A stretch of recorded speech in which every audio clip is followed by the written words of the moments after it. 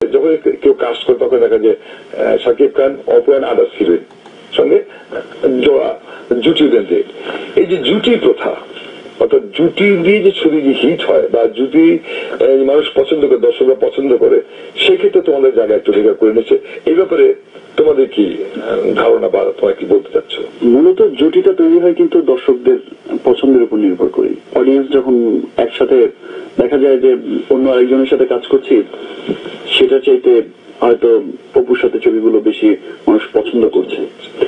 যখন পছন্দ করছে, ছবিগুলো ব্যবসা সফল হচ্ছে, তখন কিন্তু নির্মাতা, প্রযোজক এরা সবাই কিন্তু এদিকেই ধ্যানটা দেয় যে না ভাই আপনারা দুজনই থাকবেন, আপনারা দুজনই থাকবেন। তখন যদি হাজার চেষ্টাও করি বা বলিও যে না ঠিক আছে অনেকগুলো ছবি হয়ে গেছে, আমরা একটু অন্যদের সাথে কাজ করি বা অন্য কারোর সাথে কাজটা করি বা অন্য কিছু, দেখা যায় যে সেক্ষেত্রে আর আমাদের কথা আর হয়ে ওঠে না। এবং এটাকে এই কারণে এটা হয় কি ব্যাপারটা, যখন আমি মুভিতে আসিনি, ছোট ছিলাম, আমি যেমন শাহরুখ খানকে অনেক পছন্দ করি, কাজল, শাহরুখ অন্য কোনো হিরোইনের সাথে কাজ করবে এটা আমি দেখতাম না। আমি তখন মানে মুভি বুঝি না। তারপরে আমাদের বাংলাদেশে সালমান ভাই, শাবনূর আপু যখন কাজ করতো, তো সালমান ভাই তো অনেক হিরোইনের সাথে কাজ করেছে, শাবনূর আপু অনেকের সাথে কাজ করেছে, কিন্তু আমার ব্যাপারটা হতো কি যে ইমা ওরা হলে খুব ভালো লাগতো, ইসে এই জায়গাটা অনেক ভালো করতো। এটা আসলে মানে নিজের একটা অজান্তে একটা কথা। আমি যখন অডিয়েন্স ছিলাম, আমার মনে হয় ঠিক হয়তো অডিয়েন্সদের তাই মনে হয় যে হয়তো বা সাকিব আপু কাজ করবে, ইস ভালো লাগতো, সেখান থেকেই যুক্তিটা সৃষ্টি হয়। চলচ্চিত্রের যে দুরবস্থা, এ কথা বলতে আমি দ্বিধা করবো না এবং ইন্ডাস্ট্রির সবাই এটা স্বীকার করবে। এখন চলচ্চিত্রের দুরবস্থা, এটা থেকে বেরিয়ে আসার জন্য আমাদের কি করা উচিত? সেটি চেষ্টা করে যাচ্ছি ইন্ডাস্ট্রিকে ডেভেলপ করার, ইন্ডাস্ট্রিকে সামনে এগিয়ে নেওয়ার, সবাই মিলে চেষ্টা করছি আমরা। এখানে সামহাও একটা প্রবলেম দেখা দেয় যে কিরকম একটা শিল্পীর যদি কয়েকটা ছবি একটু খারাপ, একটু প্রবলেম হয়, একটু ফ্লপ হয় বা কোনো কিছু হয়, দেন তারপর তাকে নিয়ে আর কেউ ট্রাই করেন না। তাতে কি হচ্ছে যে শিল্পীগুলো মাইনাস হতে থাকে, অনেকগুলো শিল্পী যেমন মাইনাস হয়ে গেছে।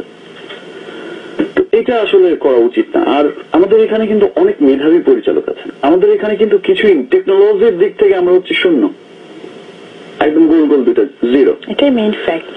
তো তারা এই টেকনোলজি দিয়ে তারা এই ধরনের ছবি বানাচ্ছে, বিদেশি ছবি দেখে তাদের সাথে কম্পেয়ার করে, তাদের শটটা হয়তো সিজি করে করছে, তাদের শটটা হয়তো কম্পিউটারে করা, সে এখানে ম্যানুয়ালি সেটা করার চেষ্টা করছে এবং অনেকটা হচ্ছেও।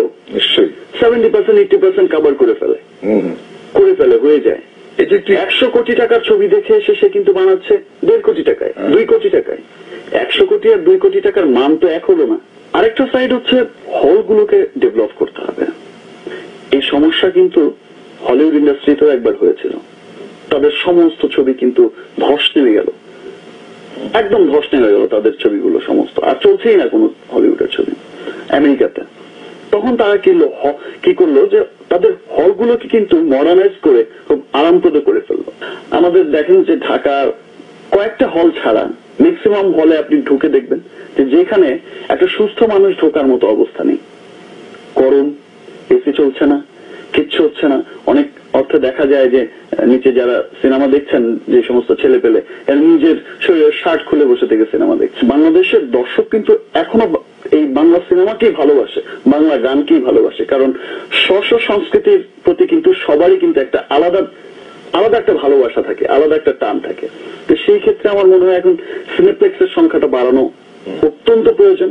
আপনি দেখবেন আমাদের এখানে একটা সিনেপ্লেক্স আছে, যে কোনো ধরনের ছবি হলেও কিন্তু এখানে একটা ভালো সেল পাওয়া যায়। আমার মতে যে সিনেমা হল যদি হলের মতো না হয়, একটা সাধারণ মানুষ, একটা মিডল ক্লাস ফ্যামিলি, একটা আপার ক্লাস ফ্যামিলি, যেই ক্লাসেরই হোক, তার পরিবার পরিজন নিয়ে এসে সুষ্ঠুভাবে আরামপ্রদভাবে বসে যদি একটা সিনেমা নাই দেখতে পারে, তাহলে সেই হল থাকার কোনো প্রয়োজন। আচ্ছা, আমি একটা কথা শুনতেছি, সেটা যে কিছু কি আকাশ সংস্কৃতি অর্থাৎ আমি চ্যানেলগুলোর কথা বলছি, এরা কি কোন রকম ডিস্টার্ব করছে আমাদের চলচ্চিত্রকে? না, আমার কাছে এগুলো মনে হয় না যে এই স্যাটেলাইট চ্যানেল আমাদের ডিস্টার্ব করছে, এই ডিস্টার্ব করছে, সেই ডিস্টার্ব করছে। এগুলো হচ্ছে কথার কথা, এগুলো কোনো ব্যাপারই না। আমাদের সিনেমা হলগুলো যদি ঠিক হয়, সেই ক্ষেত্রে এখন যেমন বর্তমান সরকার সিনেমাকে কিন্তু শিল্প ঘোষণা করেছে, গভর্নমেন্ট যদি এই শিল্পের ফ্যাসিলিটি দিয়ে তাদের হলগুলো ডেভেলপ করার জন্য সহজ শর্তে ঋণগুলো দেয় যে তোমরা সিনেমা হল ডেভেলপ করো, এমন যেই ট্যাক্সটা কিছু টাইমের জন্য যে ফাইন 3 বছরের জন্য সিনেমা হলের ট্যাক্স মকুব করে আমি দিলাম, মনে করি 5 বছর 5 বছর হোক 3 বছর হোক।